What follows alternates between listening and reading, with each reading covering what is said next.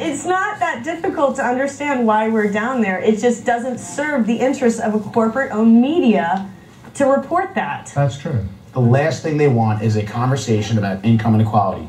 That means that they have to recognize that they've created an untenable situation for the majority of working class people in America. When we say we are the 99%, to me, what that really means is that I don't have power. I can vote, I can do what I like, but at the end of the day, I don't really have a functioning role in the decision making in this country. When we look at unemployment problems, health insurance problems, for some reason, every time we reform something, the same people mess it up for us. And then when we say, okay, hey, you guys got elected in 2020, and you were like, where are the jobs, Obama, where are the jobs? Then they get elected, and it's like, hey, you guys want to pass an abortion banning bill? What does that have to do with anything? Now, I'm getting a little too political, but let's just make the case that if the media was actually informing the public on how we got here, I wouldn't need to march in the streets. Yeah, why aren't they reporting the fact that in the 1950s and the 1960s, the top tier of wealth holders in the United States paid up to 90% of their income into taxes? Like, that's not being reported. 90%. I mean, that's the secret to the baby boomer success. Not the fact that they're the greatest generation. The fact that they actually have resources to invest in their education and their lives and their health care. Let me ask this. How far along do you think the new media revolution is? I'll give you an example from my past. There was a time in our history when FM radio was just the, bastard child of AM. AM was the dominant medium of communications in the country. Slowly but surely, over a period of time, FM achieved parity with AM, and then at some point surpassed it and became king of the hill.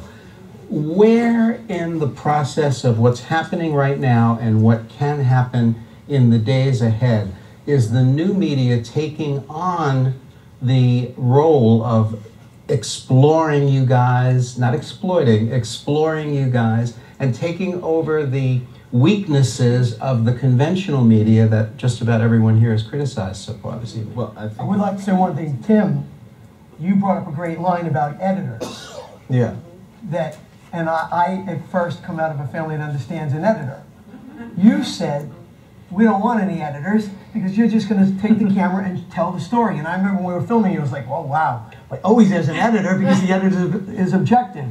And you said your objectivity comes through just streaming and telling a story. I think when you have one person who's deciding which information, what information is important, then, I mean, no one can make that judgment. No one can say, I don't think we should have this in the video if it's not important. So, but not everyone has the chance to sit down for 20 hours straight and watch everything that happens for the entire day and be down there.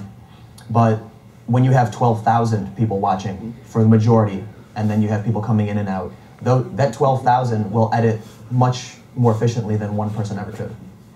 And to answer the question of where is the new media, we are the new media. Right. The new media is social media, is live stream. The new media is an arrest goes down and 20 minutes later there's a YouTube video up. And I say 20 minutes only because in 2 minutes there's going to be an unedited YouTube video up, and in 20 minutes after we jumped into the McDonald's to do some quick iMovie, blah, blah, blah, there's going to be a video up that is, palatable, that makes sense, that puts into context 4 or 5 different camera views on an arrest that really contextualizes it. New media, to me, is the media that reflects the way that people around my age, 25 or younger, actually think, actually work, which is we don't need an authority, an institution to tell us what happened in our neighborhood today. We don't need a trusted source. We have Wikipedia. We have a collaboratively built,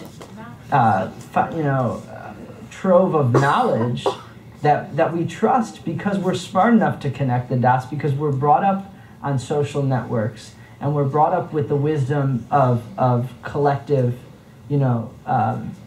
information sources. So it's there. The heart of the question.